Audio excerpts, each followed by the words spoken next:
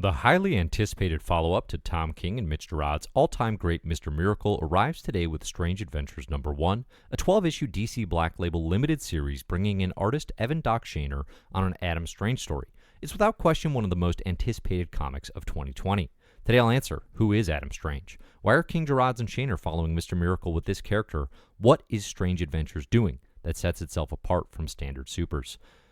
I'm Dave Busing, founder and editor-in-chief of comicbookherald.com. If you like the CBH YouTube channel or podcast, please consider liking, subscribing, and sharing. Links to Comic Book Herald channels and Patreon support are included in the show notes. You can find full DC and comic book reading orders over on comicbookherald.com, including an Adam Strange reading order, which I will include a link to in the show notes. Spoilers for discussed comics, including Strange Adventures #1, may follow. Strange Adventures #1 introduces readers to Adam Strange, man of two worlds, Earthborn hero of Rann and his alien wife Alanna. To convey the dichotomy of Adam Strange's dual lives, the costumed adventurer defending the near Utopian Rann and the archaeologist and now published memoirist of Earth, Evan Shaner and Mitch Gerads split art duties, sometimes on the very same page.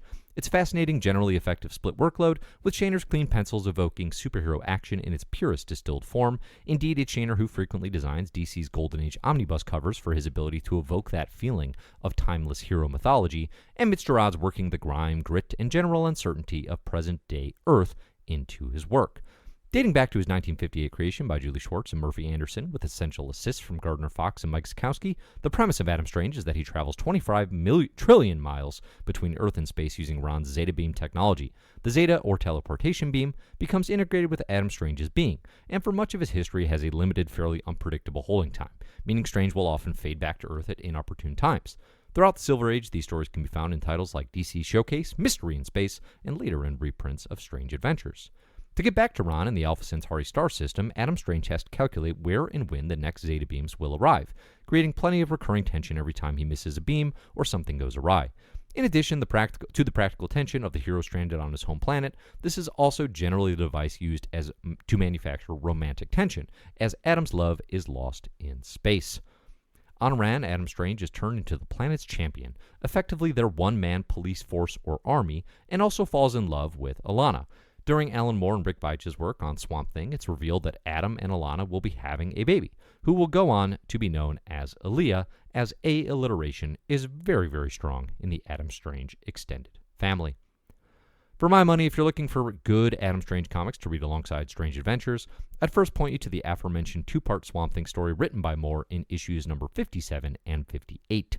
For entries in what would be considered the current DC Rebirth canon after a fashion, I like Death of Hawkman, which I maintain is actually an Adam Strange story, and Strange's supporting role in the Grant Morrison and Liam Sharp The Green Lantern number 6.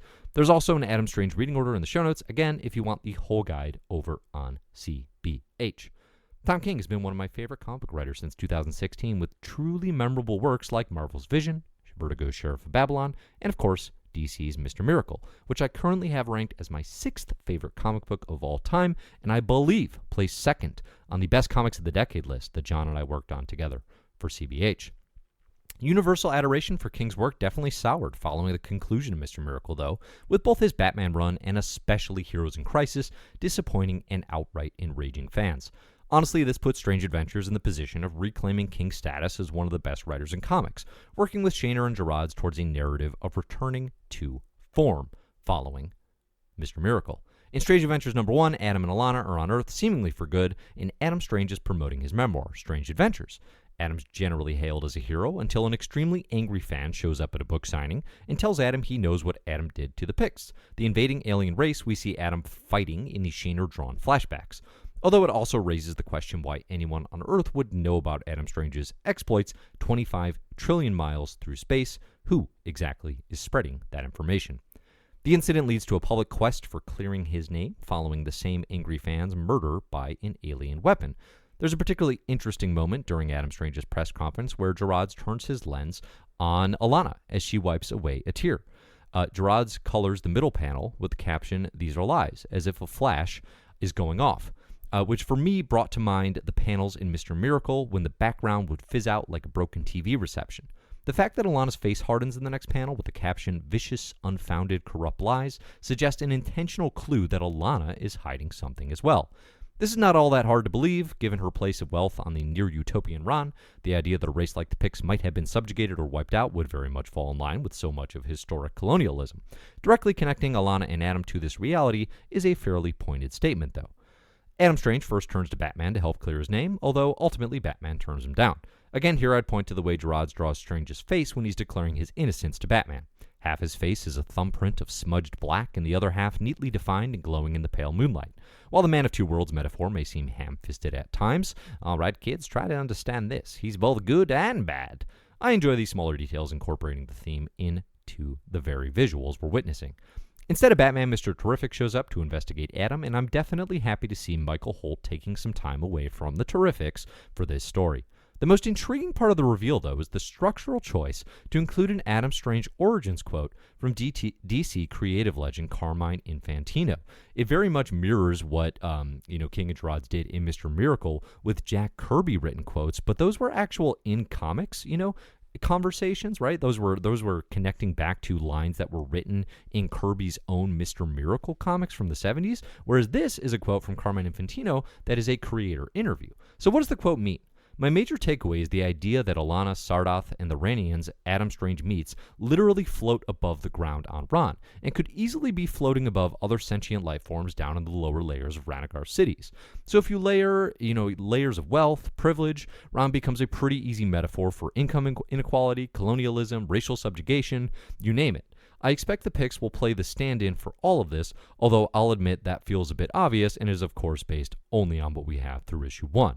On the macro level, it certainly appears that Strange Adventures team is interested in exploring the complexity and contradictions of peacekeeping and freedom fighting. War heroes are absolute monsters to opposing forces, and you see that pretty neatly encapsulated in the Strange Adventures issue number 1 cover, the heroic pose of Adam Strange, of course written over with words like stranger danger, space liar, and war criminal. It's certainly not the first time Adam Strange's moral compass has been tested or tilted towards darkness. Flashing back again to the Alan Moore Rick Veitch Swamp Things issues, Strange is deliberately responsible for the death of a Thanagarian warrior. In the context of the issue, it's easy to rationalize the killing. The Thanagarians assaulted Swamp Thing out of nowhere and would have killed both him and Adam Strange for intervening. Nonetheless, Adam Strange is no stranger to taking the lives of sentient beings. To his mind, these actions are justifiable due to the circumstances and the need to protect Rann. But what I'm sure we'll continue to see in Strange Adventures is that this is all a matter of perspective. As Moore writes at the end of this issue, Adam Strange admitting to himself, we are complete bastards. There's a potentially very controversial angle to the murder mystery here as it relates to King's own background. At this point, King famously worked in the CIA and obviously built a lot of his work, particularly Sheriff of Babylon, around trauma and experiences from that fairly unique vantage point. King was accused of falsifying his CIA work for press, and it's not too hard to draw a parallel between the experiences that he had and Adam Strange being accosted by a raging Black Canary fan at a book signing. I don't know why that fan's a Black Canary fan. I just know he was wearing a Black Canary shirt. A book signing, that is meant to celebrate how great Adam Strange is, too. Likewise, Alanna reads more like a press manager or agent throughout Strange Adventures number 1, and as I mentioned, the camera lingers intentionally on her in crucial moments dissecting the nature of truth. This is where conjecture starts to get weirdly personal, but I can't help but remember King tweeting about his wife's own righteous indignation at the unfounded claims that Tom King was never in the CIA. If, and this is a huge if, that experience and those feelings manifested in a murder mystery with Alanna as a prime suspect, I think that would be a huge mistake for the goals of Strange Adventures and frankly for King's reputation. I think King, Gerads, and Shaner are smarter than that, but again, that's also benefited the doubt I granted towards Heroes in Crisis, which ultimately was as dour and grimy as all the Identity Crisis comparisons suggested it could be ahead of time. So it'll be interesting to see how all of that connects and plays out. Notably, Strange Adventures hasn't used the all-black Dark Side Is recurring panel motif of Mr. Miracle. This was also used stylistically in Sheriff of Babylon, but there is King's patented use of repetition. For starters, we see, "Hi, I'm Adam. Can I sign a book for you?" on repeat, as well as several background shots of an Alanna, Adam, Aaliyah family photo, splattered with blood, Dexter style. This particular image and the mysterious absence of Aaliyah is easily the biggest question for me coming out of Strange Adventures number 1, and the one I'm looking for the series to lean into the most. If Mr. Miracle was about Scott and Barda becoming parents, then I look for Strange Adventures to focus on the actual lived-in parenting of a young child, and all the fears and worry and challenges that, of course, come along with that.